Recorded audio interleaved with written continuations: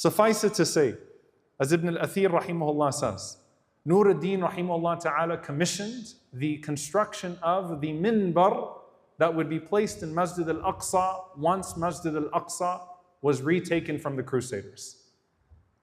And it took a couple of years, and you can imagine the psychological impact on the people that Nur ad-Din, the leader, is already constructing the Minbar of Al-Aqsa. When we take it back, this is the minbar that we will place back in Masjid Al-Aqsa.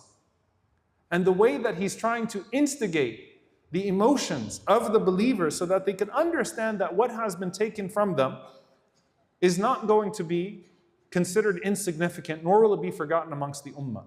And this impacts Salahuddin rahimahullah ta'ala growing up. Imagine growing up in that shape, where you know that your predecessor has already built the minbar, that one day, you know, today when we hold the keys of Palestine from the Nakba, and you say, one day you will open your home. One day we will return to our lands, even when it seems impossible. We're taking this from our turath, we're taking this from our tradition. You know, like subhanAllah, one of my teachers, he said something very profound once. He said, what dress have you prepared for the day of Fath Bayt al-Maqdis? What are you going to wear the day that it's opened? That there are some that would put aside even their relics, that the day that Jerusalem is opened, bi'idhnillahi ta'ala, this is what we will enter in with, bi'idhnillahi ta'ala. So it's part of the psychological and spiritual growth of the believers. So Nur ad-Din rahimahullah ta'ala has this minbar built, and it would not be installed in Al-Aqsa until 2 decades after he's already passed away. And that's not the point, right?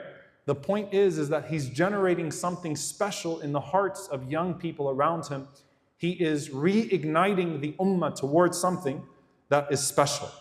And so Nur ad-Din and the Zengid Empire are embedding the idea of Bayt al-Maqdis in the hearts of young people. They're putting that back in the hearts of the ummah. And they're right there in Asham at the gates of Jerusalem, which is the most fortified city right now that represents Crusader domination over the Muslim world. And there's an important lesson here, that you might say that Nur ad-Din failed if you're looking particularly at or specifically at his political endeavors. That Nur ad-Din was never able to take back Jerusalem in his lifetime, and he certainly tried. But sometimes it's not the individual or the group that tries to do it the first time. Sometimes the credit should go to those who didn't relinquish the idea even if their efforts fell short, because they placed the fruit in the hearts and in the minds of those who will come after them and have the same sincerity as them, and will see the effort through by the permission of Allah subhanahu wa ta'ala, and Allah rewards everyone in the process of that.